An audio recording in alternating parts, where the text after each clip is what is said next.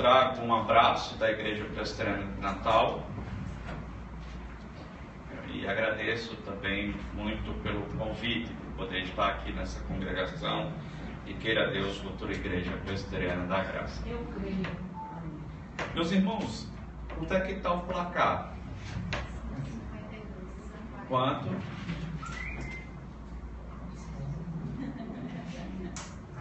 É assim que a gente pega quem está. Brincadeira. Eu pego. 654 a 41. Eu acho que vai passar, parece. Bom, meus irmãos, hoje todo mundo está se perguntando sobre isso. Acho que hoje a pauta do almoço, a pauta dos últimos dias tem sido essa discussão sobre se vai passar ou não o pedido, o parecer do relator quanto à instauração do afastamento da presidente Dilma.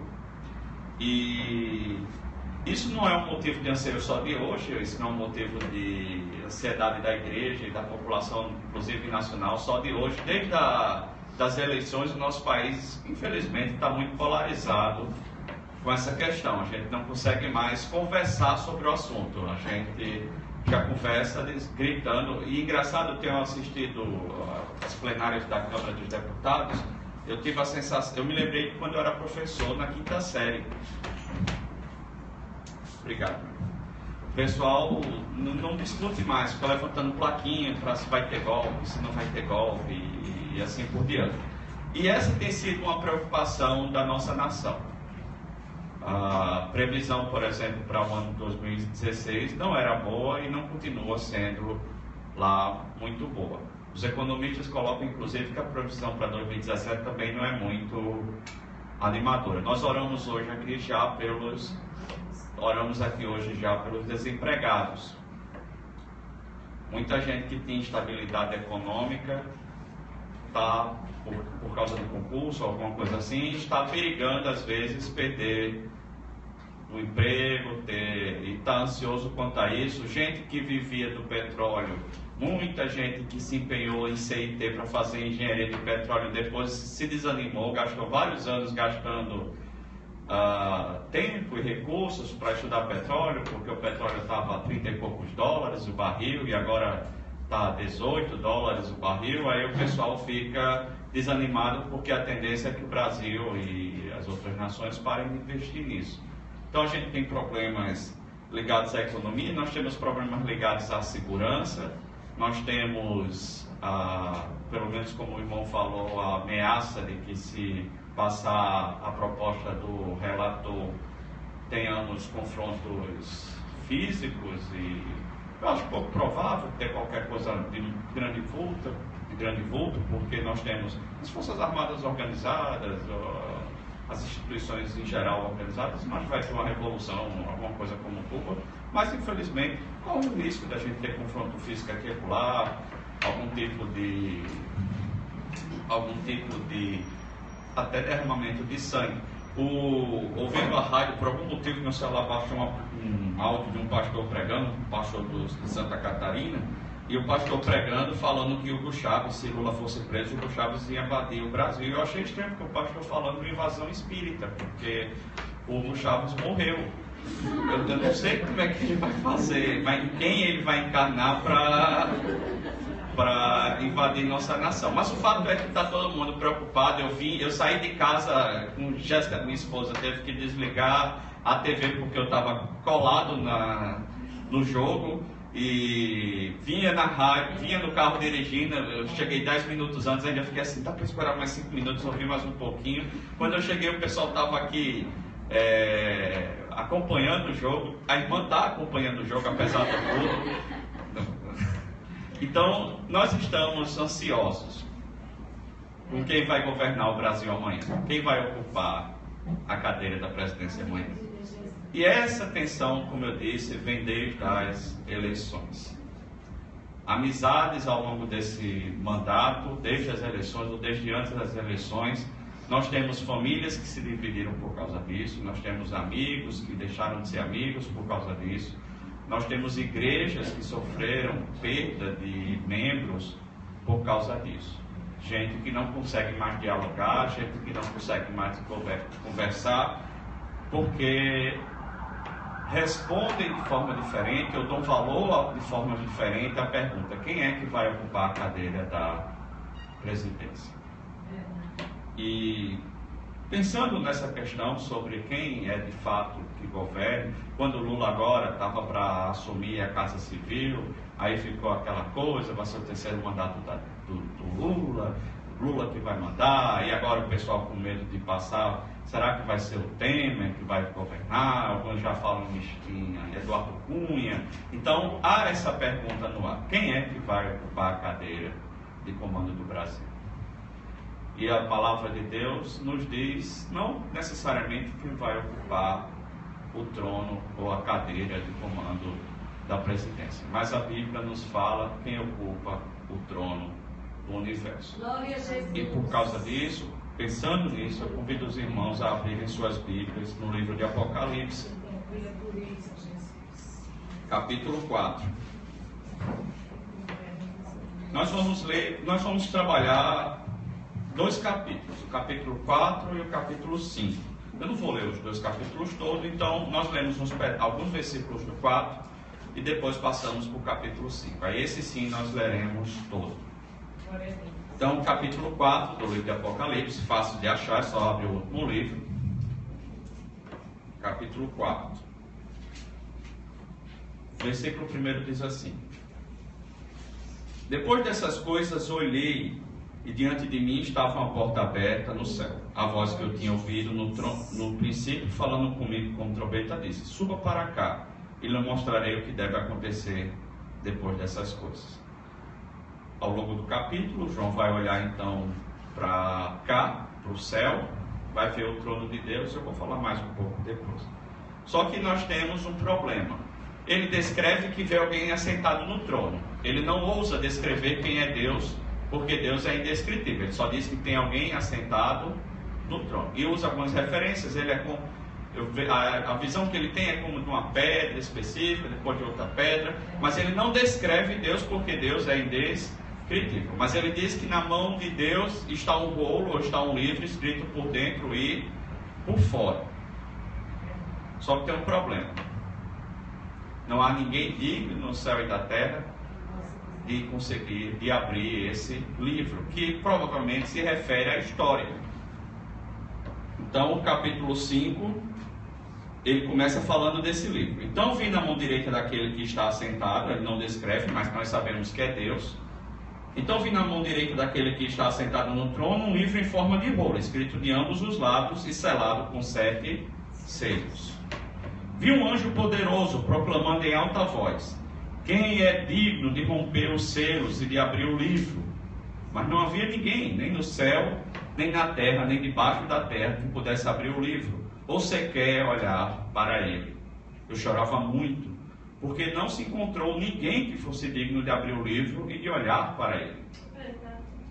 Então um dos anciãos me disse: não chore, eis que o leão da tribo de Judá, a raiz de Davi, venceu para abrir o livro e os seus 7 selos.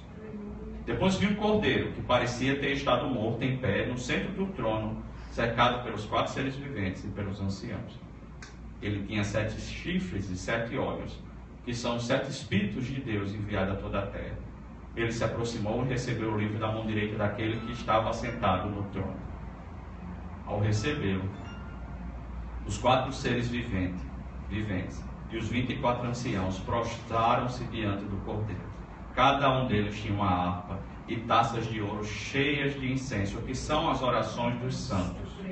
E eles cantavam um cântico novo: tu és digno de receber o livro e de abrir os seus selos, pois foste morto, e com teu sangue compraste para Deus gente de toda tribo, língua, povo, nação. Tu os constituíste reino e sacerdotes para o nosso Deus, e eles reinarão sobre a terra.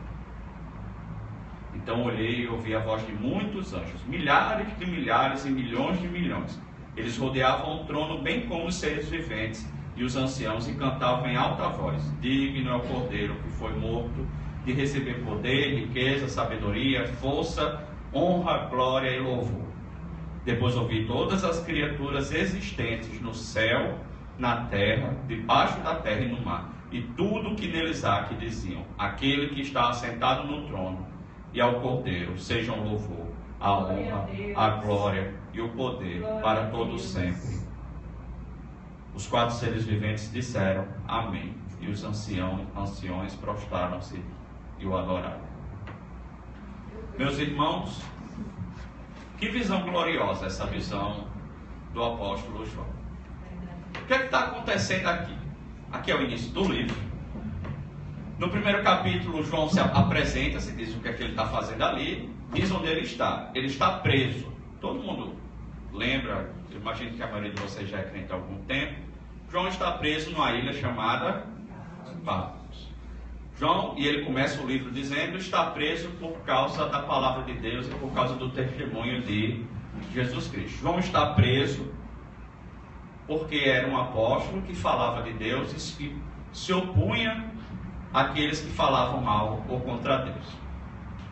Há uma discussão sobre que período João escreve isso. Eu sou da opinião que o livro de Apocalipse, um dos últimos livros escritos, é dos anos 90 depois de Cristo, no período do imperador Domiciano.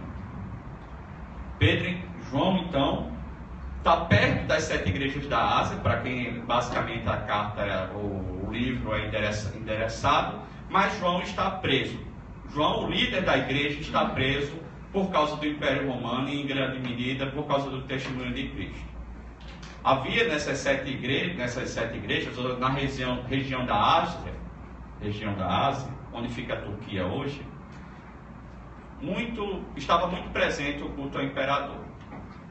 Inicialmente o culto ao imperador era um culto ao imperador morto. Agora já estava começando a ganhar força um culto ao imperador vivo mesmo. Já vivo era para ser considerado Deus. E muita gente, sobretudo no século seguinte, vai morrer porque não reconhecia César como Senhor, mas reconhecia Jesus como Senhor. César, então, queria ser adorado como forma, inclusive, de manter o império unificado. E por causa desse tipo de coisa, porque João reconhecia que só há um Senhor, só há um Deus, porque lembre-se também da cultura pagã. Por causa disso, João estava preso. Por causa disso, as 7 igrejas que vão ser descritas no capítulo 2 e no capítulo 3 também estavam sendo perseguidas. E muitas delas vão ser repreendidas por Jesus pela falta de perseverança diante da perseguição. O principal líder deles estava preso.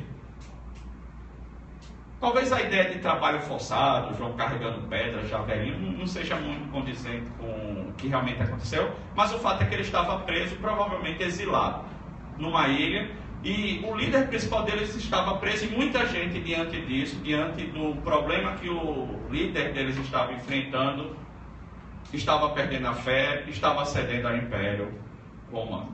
Meus irmãos, funcionava assim. Para o mundo pagão, você ter mais um Deus não era problema. Roma não se incomodava com o fato de você ter mais um Deus. Eles tinham tantos. Qual era o problema do judaísmo e qual era principalmente o problema do cristianismo? É que eles diziam, não, a gente não acha que existem outros deuses. A gente não acha que vocês também estão certos. A gente acha que a gente está certo e vocês estão errados. Então, para o romano, isso era considerado inclusive ateísmo. O cristão era considerado ateu, por não crer nos deuses. Então, os romanos não entendiam. Cara, não custa você dar uma joelhadinha na frente do ídolo aqui. Em casa, você adora o Deus que você quiser. Aqui, porque o culto no Império Romano tinha uma dimensão cívica. O culto no Império Romano não era só uma questão de foro íntimo. O culto tinha a ver com a vida política. Você só podia participar de algumas profissões se você, por exemplo, desse ofertas para o templo do Deus daquela profissão. Você só era considerado cidadão romano se, num dia festivo do culto ao imperador, você participasse do culto do imperador. Os judeus tinham um privilégio, eles não precisavam participar. Só que o que os judeus faziam? Pagavam um imposto para não precisar participar. E esse imposto era usado para construir templos pagãos. Mas eles pagavam imposto e não participavam das cerimônias cívicas. À medida que o cristianismo foi se diferenciando cada vez mais do judaísmo, os judeus começaram a questionar por que os cristãos não pagavam impostos. E os cristãos, inclusive, não queriam pagar nem os impostos para um templo pagão ser construído. Por causa disso, a igreja estava sofrendo perseguição. Por isso que o capítulo 4 começa com João sendo chamado para... Ele começa o capítulo 4 dizendo assim: depois disso, depois dessas coisas... Que coisas? A perseguição que a igreja vinha sofrendo nos capítulos 3 e 4. As igrejas apanhando do Império Romano e dos pagãos. E a mensagem principal de Jesus às igrejas é: persevere. Glória a Deus. O problema é que muitos irmãos não estavam perseverando. Meus irmãos, guardadas as devidas proporções, nós vivemos uma época muito semelhante. Ninguém, até hoje, na nossa cultura, ninguém se incomoda muito que você tenha a sua fé. Desde que você exerça ela em casa ou na reunião da sua igreja. Mas não traga essa fé para a vida pública. Não traga essa fé para o seu emprego. Não traga essa fé para a política. Não traga essa fé para a arte. Não traga essa fé para a universidade. Não traga essa fé para a escola. Então, é uma situação parecida. Nós não somos perseguidos por sermos em si cristãos. Muitas vezes o pessoal até acha bonito, eles acham que a gente tem uma energia boa, talvez, a gente é religioso, alguma coisa assim. É diferente de antigamente. Nos anos 70 você ia para a universidade, o pessoal ia perseguir você por ser cristão. Hoje é possível que alguém diga assim: nossa, eu acho muito bonito esse negócio de ter fé. Isso é muito bonito, isso é muito legal, isso traz uma energia boa. E aí você, quando disser assim: não, assim, peraí, eu não acredito nisso que você está dizendo, só existe um Deus. Aí, não, você é radical, não pode. O problema hoje, em certa medida, é igual ao dos cristãos nesse período. Não era ter fé, é dizer que só há um caminho para Deus. Isso está tão disseminado na nossa cultura, às vezes está disseminado na igreja. Você escuta às vezes gente dizendo assim: fulano é quase crente. Fulano não bebe, não fuma, não trai a mulher, só falta aceitar Jesus. Como assim, meu irmão? Só falta aceitar Jesus? Falta tudo. É verdade. Está por trás dessa ideia de que a religião, o cristianismo, é igual às outras religiões. Ela só é uma vida de gente que anda direitinho, que faz as boas obras, que ama uns aos outros, que fala de Deus, acredita numa força superior. Na hora do aperreio, pede por o cara lá de cima, como diz a Xuxa. Só que a gente não tem uma mensagem assim. A nossa mensagem é exclusivista. Glória a Jesus. Jesus disse: eu sou o caminho, a verdade e a vida. Glória a Deus. Quando Pilatos pergunta a Jesus o que é a verdade, a pergunta já está errada. Não é o que é a verdade, é quem é a verdade. Verdade. Nós somos exclusivistas, não tem como. Aleluia. Para nós só há um intermediador entre Deus e os homens, Jesus homem, e pronto. Amém. E isso gera mal-estar. Muitos aqui talvez não sofressem perseguição necessariamente física, tal qual João sofreu a ponto de estar exilado. Mas sofriam perseguição cultural, social, econômica, perderam empregos, perderam participação na vida pública por causa da fé. E muita gente estava cedendo à pressão cultural, econômica, social, ou mesmo com medo da prisão ou da morte, estava cedendo a Roma, estava cedendo a César. Você tem então o início do capítulo 4. João estava só vendo um problema nas igrejas. 7 igrejas, as igrejas, imagina, eu sou o líder da igreja, imagina como deve estar o coração do pastor Flávio Ataliba longe de vocês agora. Será que o pastor Flávio não está falando besteira? Será que o culto está acontecendo? Por quê? Porque ele é líder e ama vocês e está com o coração aqui. Pode estar lá, mas está com o coração aqui. Imagine João agora preso, exilado numa ilha, sabendo que os irmãos dele estão sofrendo. E aí Jesus começa a mostrar o que está acontecendo, mostrando a perseguição, e Jesus dando pancada nas igrejas. O capítulo 4 então começa: João, tira o foco do problema e olha aqui para o céu. Aleluia. É isso que acontece no início do capítulo 4. Tira o foco, olha para cá, João, não olha para a terra, olha para cá. Olha para o trono, não olha para o Império Romano, não olha para Roma, não olha para o trono de Roma. Olha para o trono de Deus. E aí João se anima, começa a olhar para o céu, e aí ao longo do capítulo 4, você pode ver depois, João descreve toda a corte de Deus. Verdade.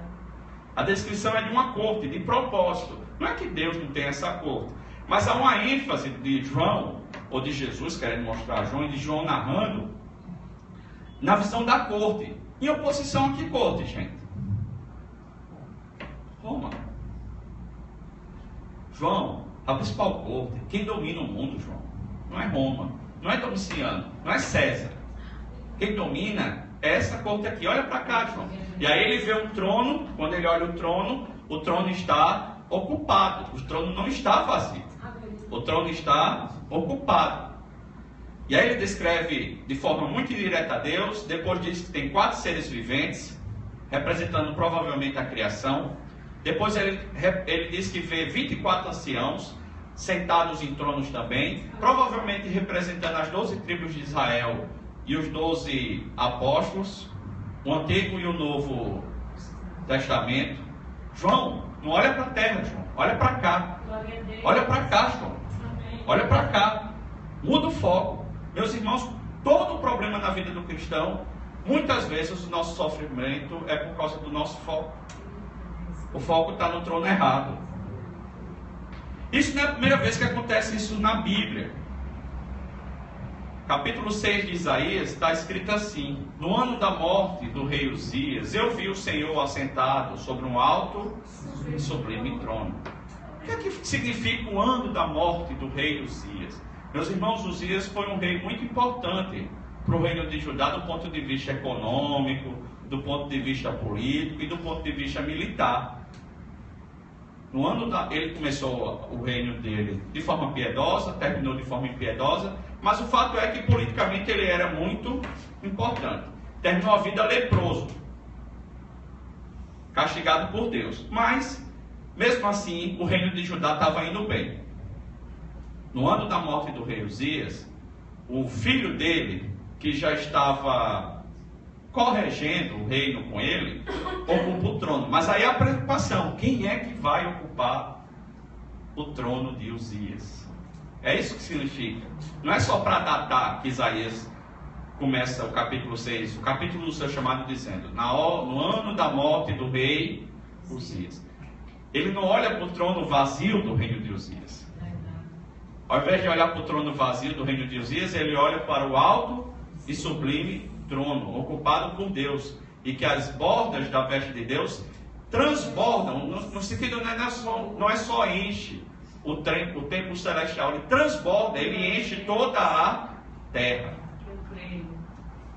Mas não foi só Isaías que também teve esse tipo de visão. Nós temos Ezequiel também, já no cativeiro, depois da destruição do rei Uzias e de todos os reis de Israel, de Judá, e a destruição da própria Judá. Você tem Ezequiel que começa o seu livro dizendo que estava à beira dos rios na Babilônia. Não havia mais rei em Israel. Não havia mais templo. Meus irmãos, lembram que o reino de Israel foi dividido em 2? As 10 tribos ao norte, as 2 tribos ao sul. As 10 tribos ao norte, 150 anos antes, 120 anos antes, caiu diante do Império Assírio. Deus tinha prometido que a descendência de Israel seria tão incontável quanto as estrelas no céu e a areia na praia. Parecia que Deus não estava cumprindo a sua promessa. 10 tribos simplesmente tinham ido para o Beleléu. E o que sobrou estava no cativeiro. E o templo, a casa de Deus na terra, tinha sido destruída e a arca foi levada para a Babilônia e nunca mais se achou essa arca. Eu não sei se o Edi construiu uma réplica agora no terceiro templo, né? Mas nunca mais se achou essa arca. Nunca mais se achou essa arca. Para um homem como Ezequiel, o mundo está de cabeça para baixo. Mas é para o trono de Nabucodonosor que ele olha? Não. A visão que Ezequiel tem de Deus é de Deus sentado entre as nuvens, entre relâmpagos e trovões. O mesmo Deus que Isaías viu sentado, Ezequiel viu sentado no trono, e João agora é chamado para ver sentado também no trono. Meus irmãos, independente de quem ocupa a cadeira da presidência amanhã, Eita glória. independente de quem ocupou a cadeira da presidência ou ocupe amanhã, independente do que o PT ou qualquer outro movimento tente fazer contra o que vem acontecer hoje, independente de qualquer coisa, há um trono e há alguém sentado nesse trono. E esse alguém sentado no trono governa o universo. Amém. Meu irmão, independente da perseguição que você está sofrendo, em qualquer área que você possa estar sofrendo, chefe, professor, aquela disciplina difícil, na família, entre os amigos, sei lá o que você está sofrendo, desemprego, qualquer coisa, doença, o trono não é ocupado por essas pessoas ou essas coisas. O trono está na glória de Deus, o trono está no céu, ele não está vazio, ele está ocupado pelo Deus Pai Todo-Poderoso. Eu creio. Não é Dilma que manda, se ela cair não vai ser Temer, É verdade. não vai ser Eduardo Cunha, se chegar o Tiririca também não vai ser o Tiririca.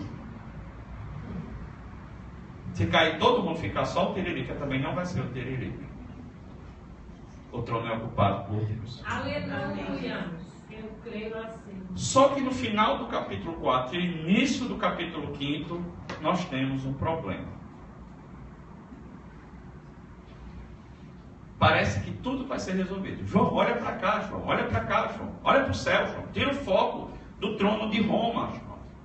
Olha para o céu, João. E João olha. E eu imagino que ele começou a se animar. O problema é que esse Deus extremamente santo, esse Deus que é santo, santo, santo, Aleluia. que tem a história nas suas mãos, ele é muito transcendente, ele está muito distante, aparentemente ele está muito distante, e ninguém é digno em toda a terra, em todo o céu, de olhar sequer para o que vai acontecer, de olhar sequer para o livro que está na sua mão direita. João está ansioso, ele está preso, viu as igrejas perseguidas, foi mandado olhar para o céu, ele olha para o céu, vê Deus de forma extremamente transcendente, só que ele ainda não tem a resposta para o problema dele, porque a resposta está no livro. O que é que vai acontecer, Senhor? Eu creio. O que é que vai acontecer, Senhor? Está no livro, mas não há ninguém digno de abrir o livro. Diz o texto então que João começa a chorar. João está vendo a glória de Deus, mas está chorando, porque parece que a glória de Deus está longe. Eu creio que Deus reina, mas essa realidade parece tão distante. Não há ninguém que possa dizer ou possa trazer Deus para mais perto de mim. Não há ninguém em todo o céu e em toda a terra.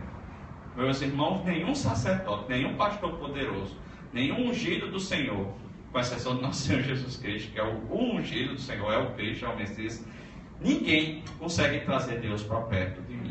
Todo o sacerdócio do Antigo Testamento é fumaça perto do que é o sacerdócio de Cristo. É verdade, Deus. Deus está lá no trono, mas ninguém consegue trazer a providência desse Deus para mais perto de nós. E aí João começa a chorar. Só que um dos seres chega para ele, um dos anciãos chega para ele e diz: não chores. Por quê? É porque esse ancião vai lá pegar o rolo e vai dizer: ó, João, está aqui, vai acontecer isso, vai acontecer assim, primeiro vence, depois, é isso? Não. Não chore, João, não chore, João. Você não foi chamado para olhar aqui para cima de graça, João. Deus tem algo preparado, João. Eu creio. Não chore, João, porque o leão da tribo de Judá venceu e ele pode abrir o livro. Eu creio. João então tira o foco do problema de novo. Ele estava com foco no problema. Qual era o problema? A perseguição na terra. O foco estava em quem estava ocupando o trono de Roma. O foco então sai do trono de Roma. O foco sai da igreja sendo perseguida, dos irmãos sofrendo. O foco sai inclusive do seu contexto de prisão e vai para o céu. Só que mesmo olhando para o céu, tem um outro problema, e o foco de João está nesse problema, por isso ele está chorando. Deus parece ser uma realidade distante. Quando ele é mandado então olhar o trono, porque o leão da tribo de Judá venceu. Ele olha e vê o leão? Não. Já observaram isso? Quando ele vira o rosto, ele não vê o leão, ele vê o quê? Um cordeiro. Porque é a mesma pessoa. Glória a Jesus. É o leão da tribo de Judá, mas é o cordeiro que foi morto. Aleluia. João olha e, ao invés de olhar para Cristo de forma poderosa, como o leão da tribo de Judá, quando Jacó vai abençoar seus filhos, ele diz: o cetro não se apartará de Judá. Judá é leãozinho. Lá no Salmo capítulo 2, quando é descrito, é um salmo messiânico que fala do rei ungido, do rei Messias, que vem do trono de Davi, é dito: por que vocês, ó povos, ó príncipes, se levantam, conspiram contra o Senhor? E a imagem que se tem, que eu acho que é, sabe quando o pai vai querer, a criança quer brigar com o pai, a criança pequena quer brigar com o pai, como se eu fosse tentar brigar com o irmão aqui, que é bem maior do que eu. Vai tentar brigar, e aí o pai bota a mão assim na testa, o menininho fica de longe, querendo acertar, o braço é curtinho, no braço de T-Rex, não consegue chegar lá no... A descrição do Salmo 2 é Deus olhando assim: rapaz, por que vocês conspiram? Como essas crianças tolas que acham que a ideia... Você sabe aqueles filmes do Senhor dos Anéis? Assim, a ideia é dos ímpios e os reis da terra montando aquelas fileiras contra o Senhor, e o Senhor olhando assim: rapaz, deixa de ser bobo. Mas ele diz: mas fiquem espertos, porque o meu filho virá com cetro de ferro para esmagar as nações. Glória a Deus. Por isso, beije o filho. Bem-aventurado aquele que ama o Messias enviado por Deus. Então, João é convidado a olhar Jesus de forma poderosa, como aquele que tem um cetro, como é profetizado por Jacó a Judá. Ele é leão, ele devora. Só que quando ele olha, Jesus se apresenta como cordeiro. Como o Cordeiro de Deus que tira o pecado do mundo. Nosso Deus é tão bom, como mostra o vídeo, que nós criamos o problema, mas Jesus vem e morre para resolver o nosso problema. Ele é o leão todo-poderoso, tinha poder para nos esmagar, mas por causa da sua graça e da sua misericórdia, ele se faz gente como nós e leva sobre si o nosso pecado. Aleluia. E foi nisso que ele venceu. Ele não nos venceu com cetro de ferro. Ele venceu cada um de nós, se entregando na cruz. Amém. Enquanto a gente está vivo, meus irmãos, nós podemos olhar para Jesus como um cordeiro ainda. Aleluia. Enquanto estamos vivos, podemos nos render a Ele como aquele que morreu em nosso lugar. Mas aqueles que não se renderem a Ele assim agora, só encontrarão Ele como o leão da tribo de Judá, que rege as nações com cetro de ferro. A chance de encontrar Jesus como cordeiro é agora. Amém. Porque depois, no dia do juízo, se ele não foi o cordeiro de Deus que tira o pecado do mundo na sua vida, ele será o Messias, que esmagará todo o ímpio com cetro de ferro. Por isso que Paulo pode dizer que diante dele toda língua confessará. Dilma um dia vai confessar, Temer um dia vai confessar, Aécio vai confessar, Bolsonaro vai confessar, todo mundo que você precisa imaginar. Rainha da Inglaterra vai confessar, Obama vai confessar, Tererica vai confessar, todo mundo vai. Eu tenho uma predileção pelo Tererica. Todo mundo vai confessar. Glória a Deus. Mas não vai só confessar, todo joelho se dobrará. Meus irmãos, nosso Senhor é descrito então. Os anjos começam a louvá-lo. Aquele que governa de forma diferente dos outros governantes. Enquanto Domiciano governa na espada e obriga a ser adorado na espada, nosso Senhor, que é leão, que tem um cetro de ferro, quer ser adorado por nós como um cordeiro. Também como leão, mas como um cordeiro que dá a vida em nosso lugar. E aí o texto continua dizendo do louvor, que ele é adorado dia e noite. Santo, santo, santo é o Senhor, o Deus Todo-Poderoso. Aqui eu estou no 4 ainda, desculpa. No 5, então, no versículo 9 diz: e eles cantavam um cântico novo. Tu és digno de receber o livro e de abrir os seus selos, pois foste morto e com teu sangue compraste para Deus gente de toda a tribo, língua, povo e nação. Tu os constituíste reino e sacerdote para o nosso Deus, e eles reinaram sobre a terra. Meu irmão, João é convidado a perceber que quem reina não é César. Quem reina não é a perseguição. Quem reina não são os deuses pagãos, até porque eles não existem. Quem reina não é o mal. Quem reina é aquele que deu a vida por nós, para nos comprar e para que um dia nós possamos reinar com ele. Amém. Meus irmãos, eu não sei a vocês, mas me traz muito conforto. Porque independente do que venha acontecer hoje no final daquela votação, e mesmo que venha acontecer depois, se vier a ter eleições de novo, e eu tenho medo, eu confesso que eu tenho medo de uma eleição agora, porque o clima de insatisfação política é tão grande, que eu tenho muito medo de voto de protesto numa situação como essa. Mas, meus irmãos, independente de tudo isso, nós temos que lembrar que o trono não está vazio. Glória a Deus. Que o trono está ocupado por Deus. Aleluia. Mas Deus não é só transcendente. Deus se fez Emanuel. Deus se fez Deus conosco. Amém. Aquele que é todo poderoso foi envolvido em panos numa manjedoura. Aquele que é todo poderoso entregou sua vida na cruz em nosso lugar. Amém. Aquele todo poderoso ressuscitou e há de voltar para nos buscar. Eu creio. O leão da tribo de Judá é o cordeiro que foi morto. Por isso os anjos o louvam, porque ele é digno de ler o que está na mão de Deus. Eu creio. Como Paulo diz, ele é a imagem, nós podemos ver. Quer ver esse Deus? O texto não nos descreve Deus. Termina o livro todo de Apocalipse. Aliás, termina a Bíblia todinha. E quem viu alguma coisa mais parecida com quem Deus é foi Moisés, que viu Deus de uma brecha passando de costas. Verdade. Não temos Deus descrito na Bíblia. Verdade. Mas quer saber como Deus é? Olhe para o cordeiro dele. Aleluia. Paulo diz que vemos Deus na face de Cristo. Verdade.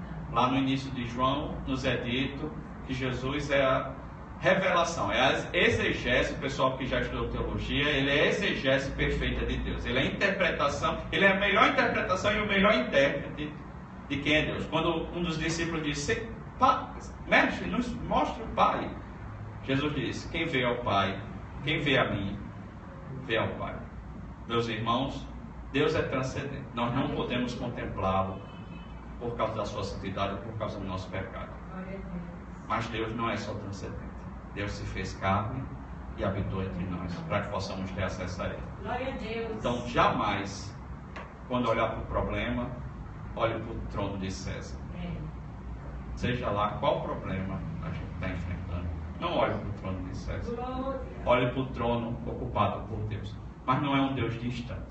É um Deus que se faz gente e habita entre nós e morre em nosso lugar, para que um dia a gente possa reinar com Ele. Amém. Que Deus nos abençoe.